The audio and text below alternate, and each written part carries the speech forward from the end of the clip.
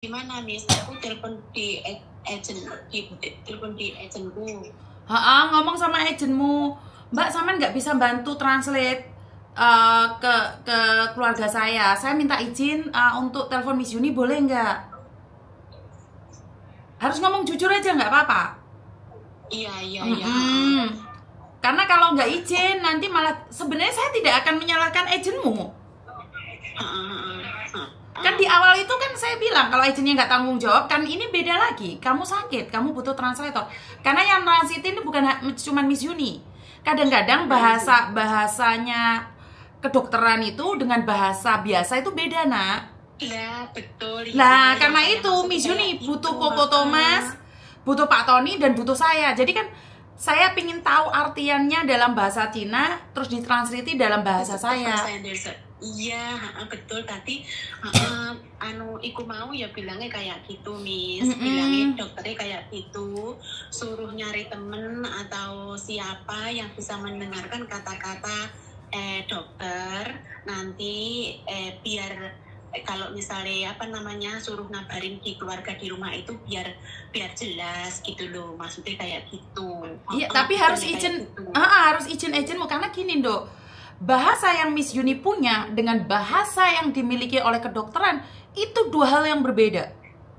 Kalau dia bukan orang asli Cina yang bisa bahasa Indonesia, nggak tepat translatannya, Dok. Iya, benar. Iya, dokter tadi ya bilangnya kayak gitu. Betul, karena kita kan, iya. Kenapa Miss Yuni kalau ke rumah sakit itu selalu bawa Koko Thomas? Karena Miss Yuni nggak paham asli nih. Miss Yuni nggak paham bahasa kedokteran sini. Miss Yuni nggak paham. Sebenarnya ini cuma mendengarkan konfirmasi dokter gimana, terus nanti menyampaikan di keluarga saya kayak gitu kan, Miss ya? Iya, betul. Tapi kalau nggak benar-benar paham, itu nantinya gagal paham. Yang penting kamu izin sama agenmu. Saya minta bantuan Miss Yuni sama Pak Tony nih untuk mentranslatekan dalam bahasa Kantonis ke bahasa Indonesia dengan cara yang benar. Ngerti nggak saya? Miss Yuni tuh mau siapapun, walaupun bukan agent Koko Thomas, siapapun nggak apa-apa, Dok.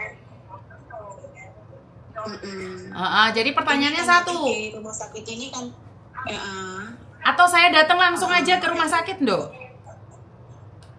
Ya nggak apa-apa, Miss, nggak apa-apa. Iya, lebih bagus kayak gitu. Tadi kalau ada yang nemenin di sini ngomong-ngomong kayak gitu lebih baik kayak gitu ngomongnya. Ya udah, aku datang ke rumah sakit aja, Dok.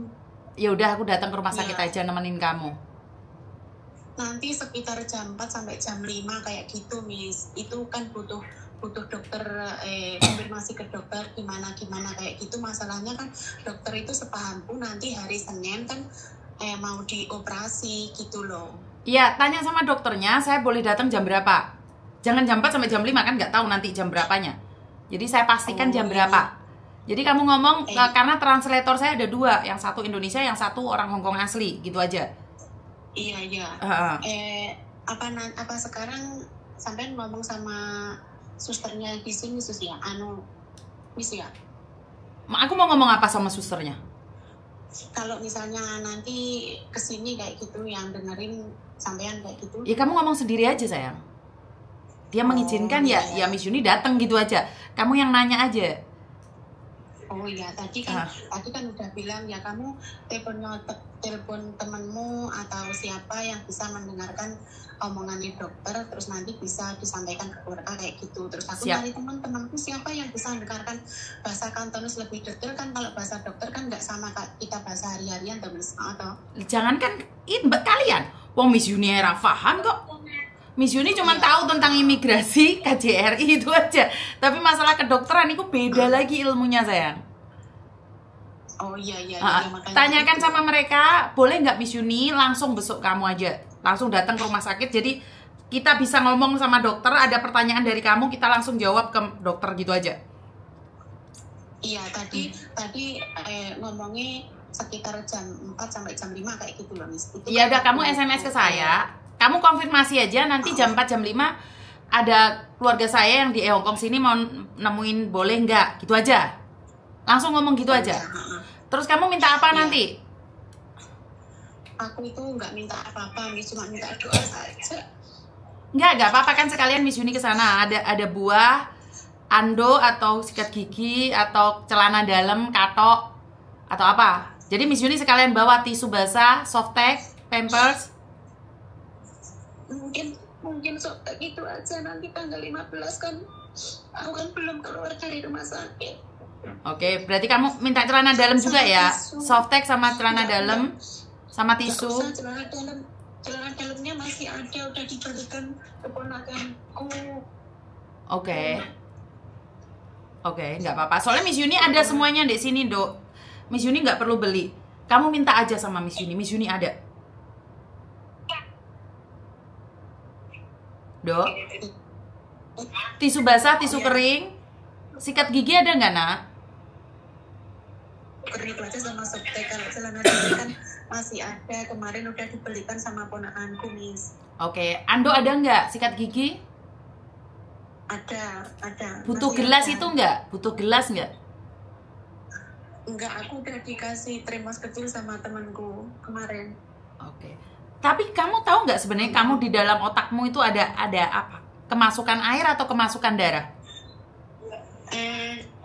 Bilangnya itu ya angin. Hah? Maksudnya kayak ada gumpalan darah apa gitu loh, kan itu kan sing garakne sirahku kriyengan itu toh, Miss. Garakne sirahku kriyengan itu di otakku itu ada apa namanya? Ya bilangnya itu ada angin kalau gitu. Maksudnya angin itu nggak tahu itu darah beku atau air apa namanya, atau air sing menyumbat ke pembuluh darah. Masih besok jam 10 mau discan ulang itu yang akurat gitu loh, maksudnya itu apa gitu loh. Oke. Berarti nanti baru tahu nih, karena kamu kan tidak paham semuanya. Jadi baru tahu hari ini dokter akan ngomong, tetapi butuh translator untuk berbicara dalam dua bahasa, yaitu bahasa Kantonis dan bahasa Indonesia. Seperti itu. Iya, Oke, karena Pak Tony itu bisanya bahasa Kantonis dan bahasa Jawa. Kalau Koko itu bisanya bahasa Kantonis sama bahasa Indonesia. Koko nggak bisa bahasa Jawa. Yang bisa bahasa Jawa Pak Tony. Makanya nanti kalau bukan Pak Tony, nanti Pak siapa? Koko Thomas yang saya bawa. Oh iya. Ya wes. Kasih tahu saya kamar berapa ya, Dok? Gimana sayang? Oh iya. Maksudnya pokoknya aku minta tolong biar Siap. nanti semuanya dijelaskan, biar keluargaku di rumah mereka kan jelas kalau di sini itu kayak gini sing di menghambat apa namanya, kalau aku ada penyakit kayak gini mungkin dokter menjelaskan seperti itu mungkin. Nah, tapi kan bahasanya dokter itu kan saya nggak begitu paham banget gitu loh, Miss. Oke, siap. Nanti suaranya tak rekam ya, Dok ya, sebagai bukti bahwa saya ada di situ, terus ke keluarga pun biar sama apa yang disampaikan itu. Jadi kalau kita ada kesalahan dalam penyampaian, kita sadar juga gitu loh. Iya, nggak apa-apa. Yang penting itu kan jelas gitu loh, maksudnya jelas itu. Aku tuh pasrah Miss. Di sini tuh maksudnya kalau aku tuh mau pokoknya pasrah tuh yang dokter yang terbaik itu gimana gitu loh. Oke, siap. Karena mereka butuh tanda tanganmu juga loh. Aku tuh sampai ngomong itu sampai grogi kayak orang gak ngerti apa-apa, Miss. Karena bukan maksudnya gimana? Aku kayak bingung gimana gitu loh, Miss. Karena ada Miss Yuni, gak usah bingung loh. Iya, aku kan tadi makanya ya Allah, aku tadi ngomong sama temanku nanti wong yo kerja nek ditelepon jelasnya kan yo nggak semuanya majikan itu bisa bisa ngrungokne sing lebih jelas. Nanti kan teleponan lama-lama kan mungkin bisa nyanyi toh, Miss. Siap. SMS ke saya, kamu di rumah sakit mana, kamar berapa, lantai berapa. Jadi takutnya Miss Yuni lupa, karena Miss Yuni itu punya penyakit lupaan. Ya? Iya, nanti Miss tak kasih lokasinya ya. Sama KTP-mu fotoin ke aku, Dok, KTP-mu. Jadi ke saat aku masuk itu diizinkan masuk. Oh iya. Mungkin tak cari nih KTP-ku. Kalau nggak KTP, foto paspor kan masih di HP-ku nanti. Sama gelang di tanganmu, Dok. Gelang di tanganmu. Saya butuh gelang di tanganmu. Oh iya, habis ya. Nanti mungkin sekitar jam 4, jam 5, mungkin jam 4 sampean kesini udah bisa masuk, nanti aku tak tanya sama susternya jam 4 kesini kayak gitu ya. Jadi sekarang tapi fotonya ya, datanya kirim sekarang. Soalnya Miss Yuni lali nggak kesimpan nomormu. Miss. Oke, siap. Miss, aku ya terima kasih banget. Mungkin sampean orangnya satu-satunya bisa membantu aku di sini. Kan kita Indonesia, sayang. Kalau bukan sesama Indonesia, siapa yang akan membantu? Iya, aku itu naik ini masih 2 tahun nih, masih bulan 10 loh, Miss. Ya enggak apa-apa loh, kan apes nggak ada dalam kalender. Maka dari itu Miss Yuni selalu bilang jaga kesehatan. Bersyukur karena punya majikan yang baik, akhirnya kamu dibawa ke rumah sakit. Iya kan? Iya. Tapi kenapa berpikir kok Miss Yuni, Dok? Padahal kan banyak orang di luar sana yang bisa membantu, YouTuber kan banyak sekali. Kenapa harus Miss Yuni? Ya karena aku mungkin dari awal satu-satunya itu aku kan orangnya kan nggak banyak nggak banyak aplikasi yang bisa melihat, itu kan cuma Facebook aja. Jadi ini aku melihat sampean cuma di Facebook, selain itu aplikasi kan nggak ada, saya nggak main aplikasi lain-lainnya gitu loh, Miss. Karena sering nonton Miss Yuni akhirnya punya harapan sama Miss Yuni. Iya kayak gitu. Aku udah nyimpen nomornya sama aku tuh udah lama, Miss. Udah lama ya, maksudnya nggak sengaja kalau aku seperti ini sih. Sebenarnya lebih baik jangan telepon Miss Yuni, itu lebih baik, Dok. Karena saya juga nggak mengharapkan kalian telepon saya. Simpan nomor saya untuk jaga-jaga, tapi saya juga nggak ngarepin kalian telepon saya. Karena telepon saya biasanya itu ono keperluan aja sih. Kalian kalau baik-baik aja itu nggak ada yang telepon saya. Nggak ada yang tiba-tiba telepon saya terus bahagia, nggak ono. Sedih ya teleponnya Miss Yuni dan Gusti Pangeran. Gimana loh? Nah, terus dia tuh Miss, aku kan kalau misalnya baik-baik saja mungkin aku mau telepon ya mungkin repot. Nanti nggak apa-apa merepotkan. Nggak sih, guyon Miss Yuni, guyon, nggak apa-apa. Enggak, memang ya seperti itu. Tadi tuh aku yang ngomong sama temanku yang ngomong, Miss Yuni kok kudu di DM bisa, nggak di DM nggak iso, maksudnya emangnya sesibuk banget, bilangnya kayak gitu. Nggak sibuk Mbak, nggak sibuk, tapi nggak selalu pegang HP karena orang itu punya apa ya, dampak gitu loh Mbak. Karena kemarin Miss Yuni sempat nangis, hari ini nangis, kan lama-lama Miss Yuni sing diceluk Mbak Novi Pertiwi. Jadi lama-lama Miss Yuni sing dilepok ning Pak Purnomo biar arek. Iya, itu aku yang sempat melihat itu di FB. Lah iya, makanya Miss Yuni harus jaga hati, jaga mental. Miss Yuni harus punya kewarasan yang lebih. Kalau Miss Yuni nggak waras, acur ini nggak otaknya Miss Yuni. Iya. Ya mungkin Miss, kalau masalah cuma mendengarkan ya mudah-mudahan nggak mendengarkan, nanti bisa menyampaikan keluarga saya cukup sampai yang bisa gitu loh, Miss. Siap. Ya wes, lagi itu istirahat, kirim datamu ke saya sayangnya. Iya. Oke. Aku terima kasih banget ya, Miss. Ya nanti kalau tak hubungi sekitar jam 4 sampai jam 5 ya gitu. Siap.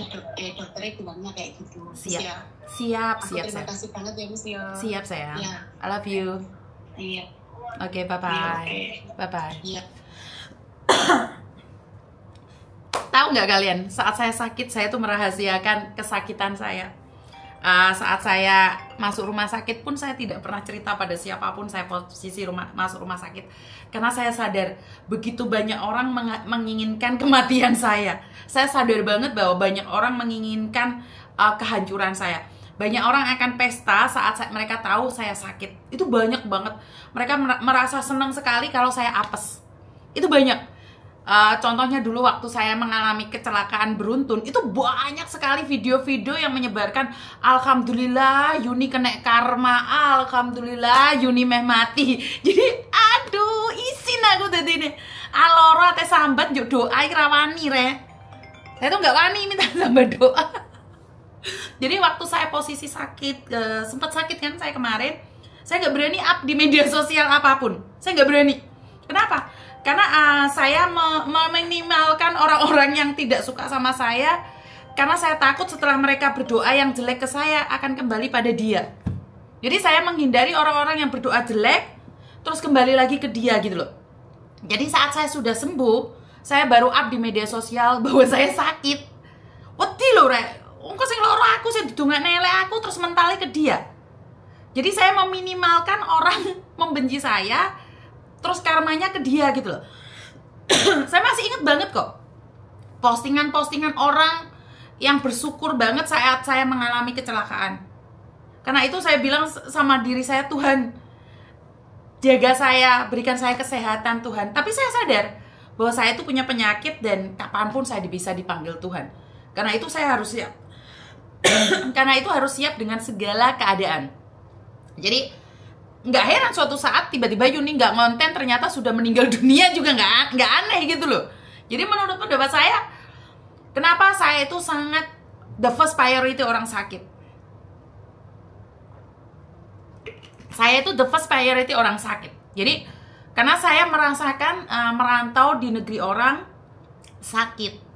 Padahal saya punya keluarga. Saya itu punya keluarga di Hong Kong ya. Tetapi rasanya itu pedih banget. Merantau posisi sakit pedih banget. Ya.